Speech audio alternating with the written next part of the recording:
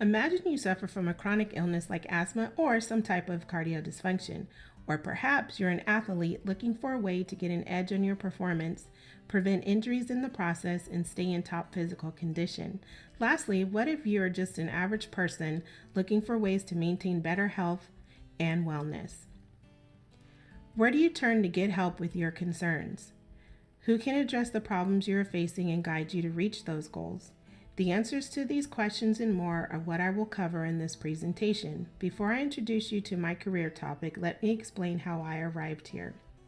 Kinesiology is my area of study for my degree. Merriam-Webster's dictionary defines kinesiology as the study of the principles of mechanics and anatomy in relation to human movement. As a kinesiology major, I have decided to explore the career field of exercise physiology as presented in my opening slide. In this presentation, I will address my critical thinking questions to provide answers about exercise physiology, education, the types of careers, and the job. Since I have always been interested in how the body works and how it moves, kinesiology seemed to be the perfect choice of study.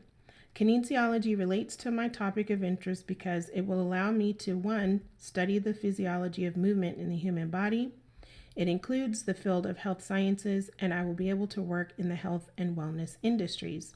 By majoring in kinesiology and obtaining a bachelor's of science in sports and health sciences with a general concentration from APUS, I will be well equipped to seek employment as an exercise physiologist.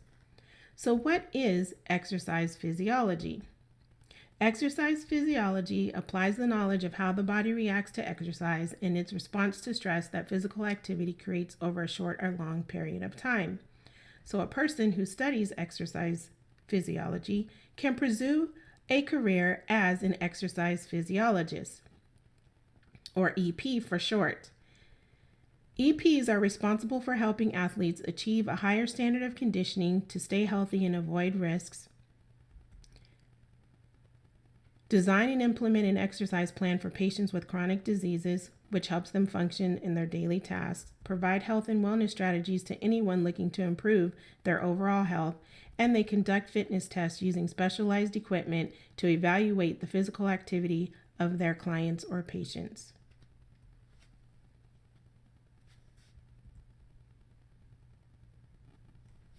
Our facility offers just a vast amount of programs available to the public.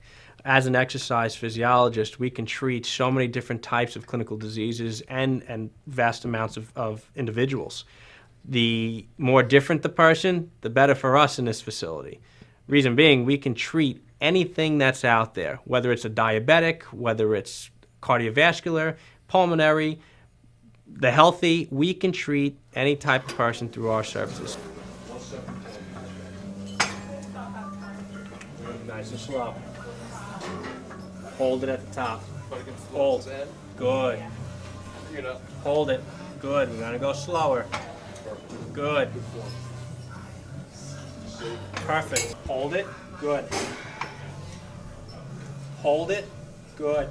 If a patient comes into our facility, in order to first be able to identify what's wrong with the patient and how to treat the patient, we all have to go through a clinical evaluation.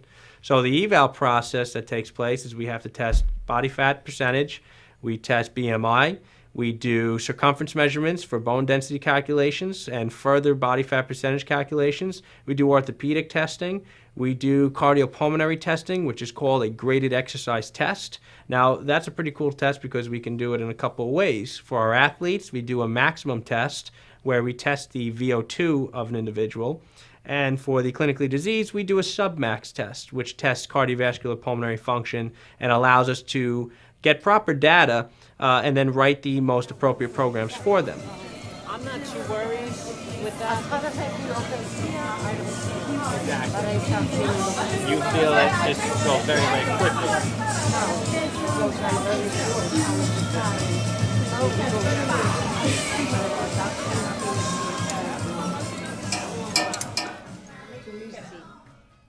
Based off of these testing parameters, we then can take the information and tailor the program for that individual. So if someone is coming in with cardiac disease, we have to know, first off, we have to know where the cardiac disease of that patient lies in terms of the intensity.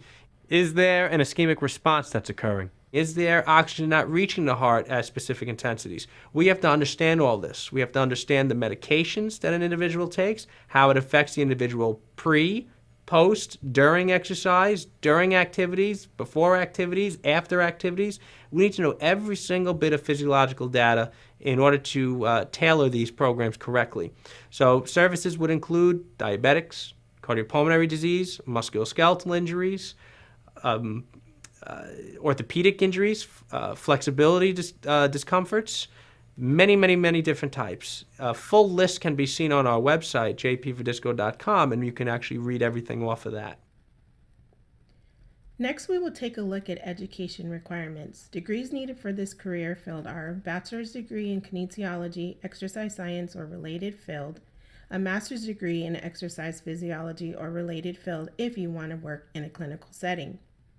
If working in a clinical setting is desired, then you will want to obtain a master's degree. Be sure to look for schools that offer clinical internships, research opportunities, and a pre-health science track. Having a degree is just the start to becoming an exercise physiologist. You will now have to sit for an exam to obtain a certification to work as an EP. Here is some information on the top 2 organizations to get started. The first is the American College of Sports Medicine. The second is the American Society of Exercise Physiologists. The American College of Sports Medicine offers 3 certifications. They are the Exercise Physiologist, EPC, Clinical Exercise Physiologist, CEP, and the Registered Clinical Exercise Physiologist, RCEP. The EPC does not require you to have any clinical experience, but you do need to have a bachelor's degree in exercise science or kinesiology. The CEP requires you to have a bachelor's degree in clinical hours to sit for the exam, and the RCEP requires that you have a master's degree and further clinical experience. You will also need to have a current CPR AED certification when taking those exams. They do not require you to become a member of the association, but if you are, testing fees are discounted. The fees for this program are as follows: $279 for members, $349 for non-members, and $175 to retest. Along with these fees, you can purchase materials to help you prepare for this exam.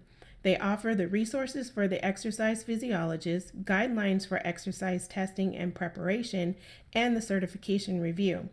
They also provide options for you to attend workshops and webinars and online resources to help you prepare for this exam. Once you have passed, your certification will be valid for 3 years, and during that time, you must complete 60 continuing education credits as well as keep your CPR AED current. The renewal fee is $55. The American Society of Exercise Physiologists offers the Certified Exercise Physiologist Certification, or the EPC. To sit for this exam under this association, you're required to have a degree in the following: exercise physiology, exercise science, kinesiology, sports science, human performance, or a related field. You also must be a current member. Since this association offers an accredited exercise physiology program, anyone who attends a school that offers their program will only pay $50 for the exam. For those that do not attend the school that offered the accredited program, you will pay $300. If you did not graduate from an approved accredited school, you can purchase the Introduction to Exercise Physiology to help you prepare for this exam.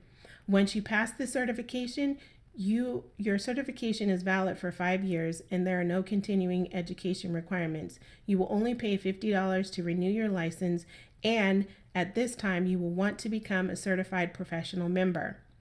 The most important thing to remember when seeking to gain a certification is the requirement needed for the specific job you are applying for. Now, let's take a look at careers. Here is an example of the various positions available for EPs: strength and conditioning coach, director of a health facility, athletic coach, teacher professor, or researcher. Currently, there are no license regulations in place for this career. The ASEP created their accreditation program and a code of ethics and standards of professional practice to bring professional presence and awareness to all exercise physiologists. Furthermore, according to the Bureau of Labor and Statistics, there is no current state legislation put into place for license requirements for anyone who wants to be a practicing EP in the United States. Although Louisiana is the only state that has this requirement, other states are working on their own requirements. And finally, COLL100 explains among the primary reasons behind why EP isn't recognized in this manner has to do with its relatively new emergence as an official profession in healthcare. So now you may be wondering, how much can I expect to make as an EP? If you were, great question. As of May 2016, the average median yearly income starts out at $47,340. The average highest yearly income earned was $74,330. According to the Occupational Outlook Handbook, Bureau of Labor Statistics, this career is expected to grow by 11% from 2014 to 2024. Finally, we will look at places of employment. Of course, where you work will depend on what type of certification you have acquired and level of degree you hold. Here's an example of the types of places you can expect to find employment: universities, corporate wellness, vitamin nutritional supplement companies, gyms and fitness centers, hospitals and outpatient clinics, the government, and doctors' offices.